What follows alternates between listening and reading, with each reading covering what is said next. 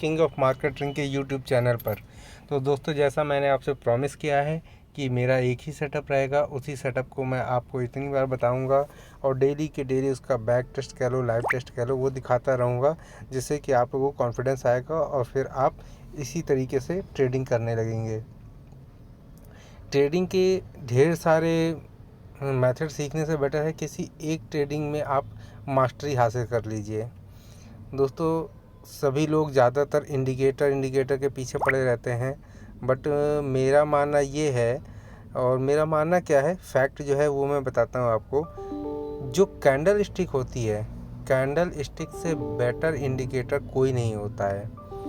Reason, जितने भी indicator होते हैं ऑलमोस्ट सारे के सारे लैगिंग इंडिकेटर होते हैं, यानी कि वो आपको देर में इंफॉर्मेशन देते हैं, जबकि जो कैंडल्स होती हैं ये आपको hand to hand correct information उसी टाइम पर दे देती हैं। जैसे कि अगर ग्रीन कैंडल बन रही है तो आपको बता रही है कि इसमें बायर्स एक्टिव हो रहे हैं, रेड कैंडल बन रही है तो आपको बता रही है कि इसमें सेलर्स एक्टिव हो रहे हैं। अब ट्रेड कहाँ पे लेना है, तो उसके लिए आपको सपोर्ट और रेजिस्टेंस का पता होना चाहिए।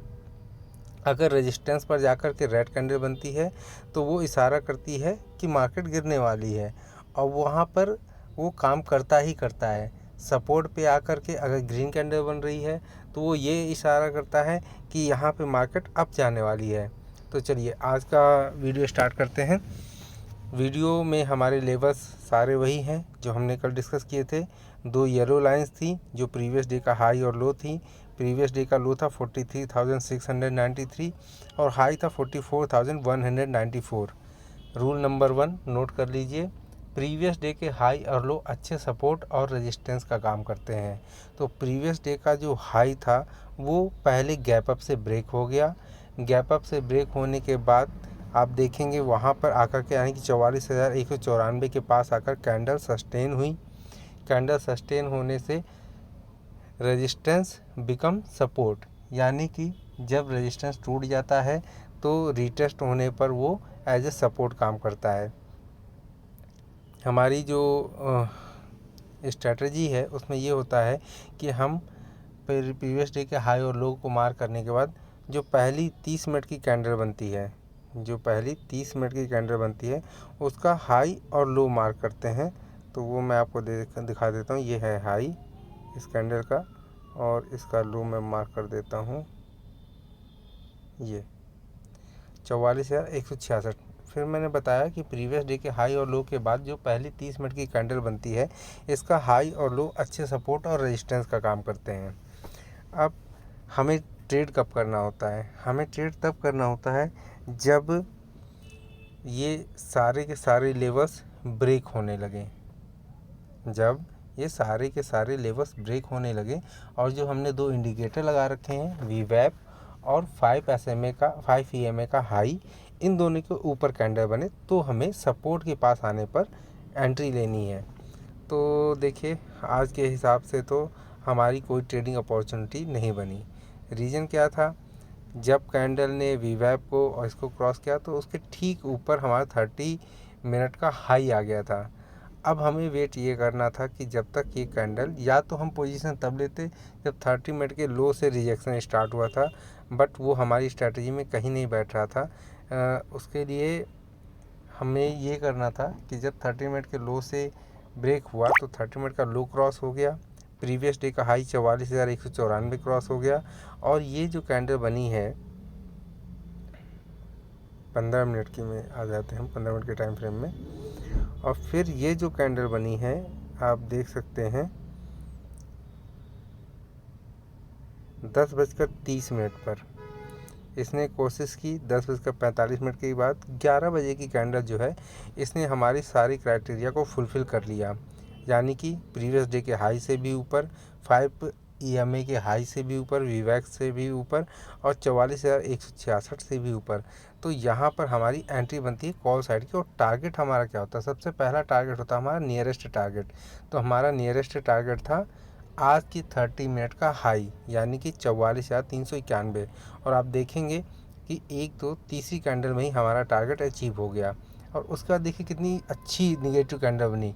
ये होती है ब्यूटी। 30 मिनट का जो हाई था उसने कितना अच्छा काम किया और मार्केट को तुरंत नीचे गिरा दिया। अब जब ये होता है तो हमें क्या होता है, आज है एक्सपायरी वाले दिन ऑप्शन बायर्स को चोर की तरह काम करना होता है, यानी कि जो माल आया तुरंत हाथ में लो और भागो। क्यों? क्योंकि आप अगर हीरो जीरो के चक्कर में बैठे रहेंगे तो प्रीमियम डीके इतना हो जाएगा कि हीरो का तो पता नहीं बट जीरो ज़रूर हो जाओगे आप। तो देखिए ये कितना अच्छा रेजिस्टेंस ने काम किया। और फिर सपोर्ट कहाँ से मिला? सपोर्ट मिला है वीवैप से। वीवैप से सपोर्ट ले करके मार्केट, तो फिर देखिए वीवैप से सपोर्ट लेकर के मार्केट ने फिर अब जाने की कोशिश की। और जब ये 30 मिनट का हाई ब्रेक हुआ पहली बार, तो उसने ट्रैप किया लोगों को, प्रीमियम खाया और फिर एक सडन सी कैंडल के ऊपर बनी। लेकिन ये हमारे ट्रेडिंग में आता ही नहीं है। क्यों? क्योंकि ये जो ग्रीन कैंडल बनी इसके ठीक ऊपर 44,498 पे हमारा नेक्स्ट स्टॉप था। तो फिर हमने यहाँ पर ना तो कोई पोजीशन बनाई, ना अप साइड की ना डाउन साइड की। यहाँ पे हमने कोई ट्रेडिंग नहीं की क्योंकि आज का दिन पूरी तरह से वोलेटाइल था और एक्सपायरी होने की वजह से केवल प्रीमियम डीके ज़्यादा से ज़्यादा था। इसलिए हमें केवल एक मौका मिला और वो मौका मिला था 11:45 की कैंडल पर, जब हमारा ये 11 बजे की कैंडल पे हमें मौका मिला था। और हमारा टारगेट भी छोटा था, 30 मिनट का हाई। उसके बाद हमने आज कोई ट्रेडिंग नहीं की। दोस्तों जितना आप इस बात पे ध्यान देंगे कि आपका लॉजिक क्या है, उतना ही आप प्रॉफिट कमाएंगे, रेदर देन ये देखने के कि आज इसने इतना पैसा बनाया उसने इतना पैसा बनाया। बेटर है कि आप फोकस करें अपनी स्ट्रैटेजी पर। अगर आप एक ही स्ट्रैटेजी पे बने रहेंगे तो 80% प्रॉफिटेबल ही रहेगी, वो 20% लॉस हो सकता है। तो लॉस होते हैं, वो सभी के होते हैं, उससे हमको घबराना नहीं है, हमें 80% को लेकर के चलना है। ठीक है दोस्तों, आशा करता हूँ वीडियो समझ में आई होगी। स्ट्रैटेजी एक बार फिर से समझा देता हूँ। पहले प्रीवियस डे के हाई और लो को मार्क करना है, फिर सेम डे की 30 मिनट की कैंडल का हाई और लो मार्क करना है। और जब हमारा कोई इम्पोर्टेंट सपोर्ट या रेजिस्टेंस ब्रेक होता है और कैंडल 5 EMA के हाई को भी ब्रेक करके ऊपर बनती है और वीवैप को भी ब्रेक करके ऊपर बनती है, तभी हम पॉजिटिव साइड की एंट्री बनाते हैं। और टारगेट होता है जो नियरेस्ट लेवल हो। डाउन साइड के लिए हम तब प्लान करते हैं जब हमारी कैंडल 5 SMA का हाई और वीवैप के नीचे हो, किसी इंपॉर्टेंट रेजिस्टेंस के भी नीचे हो, तो हम नियरेस्ट टारगेट जो होता है उसके लिए पुट साइड प्लान करते हैं। आशा करता हूँ वीडियो अच्छा लगा होगा, तो लाइक कीजिएगा। अब मैं परसों के लिए भी मतलब फ्राइडे के लिए बना देता हूँ लेवल्स। तो हमें कुछ नहीं करना है, आज की डे के हाई और लो को हटा देना है। ये है था हमारा हाई, ये मैंने हटा दिया, ये था हाई, ये भी हटा दिया। अब हमारे लिए इस कैंडल के हाई और लो बहुत इंपॉर्टेंट हो गए हैं। जो आज की कैंडल का हाई और आज की कैंडल का लो, ये दोनों बहुत इंपॉर्टेंट लेवल्स हो गए हैं आज।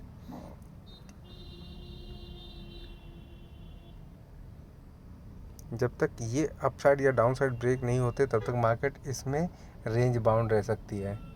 थैंक यू दोस्तों।